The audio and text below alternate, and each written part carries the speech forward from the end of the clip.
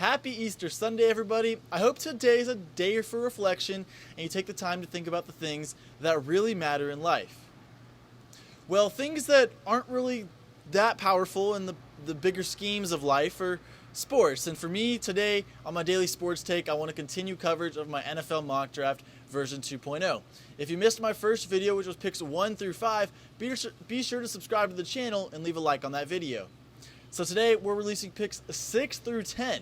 So starting with the 6th overall pick, the Detroit Lions, who yes, swapped with the LA Chargers yesterday, spoiler alert, for my first video. You can see the trade details up in the left-hand corner here. They're going to select linebacker Isaiah Simmons out of Clemson. Simmons is arguably the best player in this draft. They likely would have taken him with the 3rd overall pick, but because of the way things work out, they still get him at the 6th overall pick. Simmons is listed as a linebacker, but he can play defensive back, he can play safety, he can play in the nickel as well.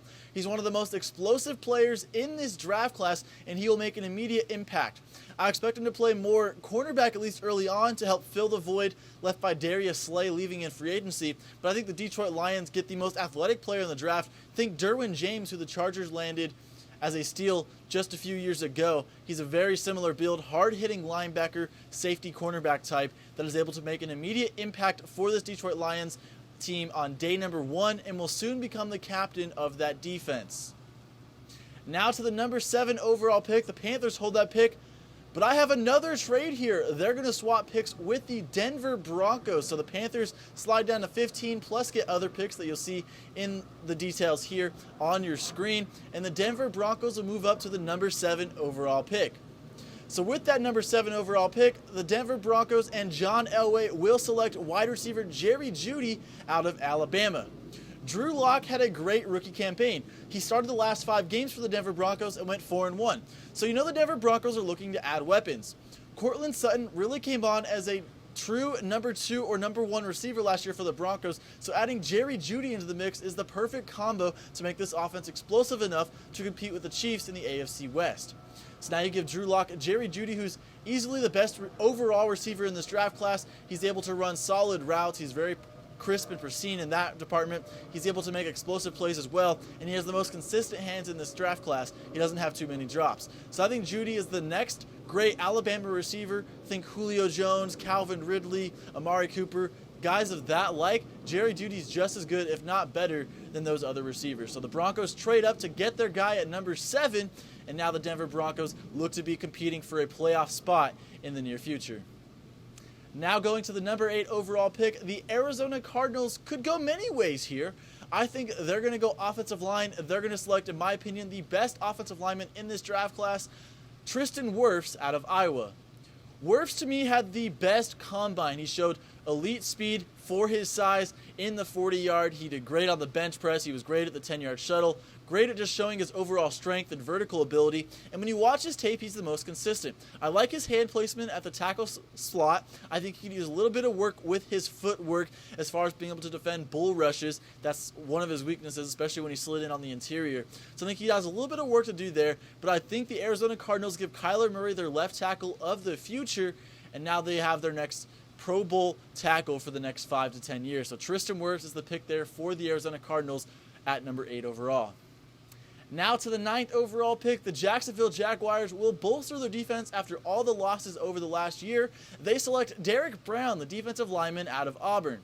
Brown is by far the best interior defensive lineman in this draft class. He's 6'5", 325 pounds, and he's a total bull when it comes to rushing the passer.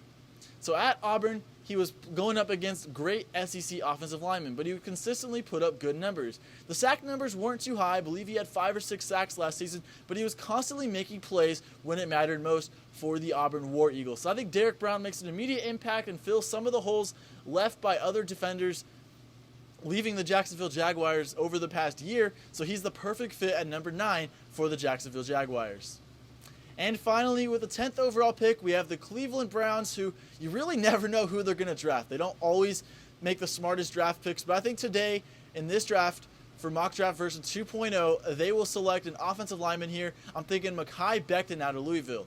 He's the most raw offensive lineman in this draft class. 6'7", 364 pounds, and he ran a 5'1" 40. That's unheard of for a guy his size. Even NBA players that are 6'7" don't weigh that much and run a 40 that fast. So I think Mekhi Becton has the most raw tools in this draft class. He still has a lot of work to do, but he projects as a left tackle. He's already great at blocking the run, and he's only going to improve as time goes on at defending the pass. So I think Mekhi Becton is the perfect fit for the Cleveland Browns here. They already have one of the best rosters in football. They have Baker Mayfield, their franchise quarterback, Odell Beckham Jr., Jarvis Landry at the wide receiver slot. They have a couple running backs as well. Nick Chubb has been great for them. They have Kareem Hunt in the mix. So this team shores up that offensive line, which is something they've been missing the past few years. And now one of the best rosters in the NFL gets better with Mekhi Becton at left tackle. So there you have it. There's picks 6 through 10 in my mock draft version 2.0. Let me know what you think down below in the comments. Was there any guys that were a reach? Were there some guys that maybe should have been picked in the top 10 that weren't? Please let me know.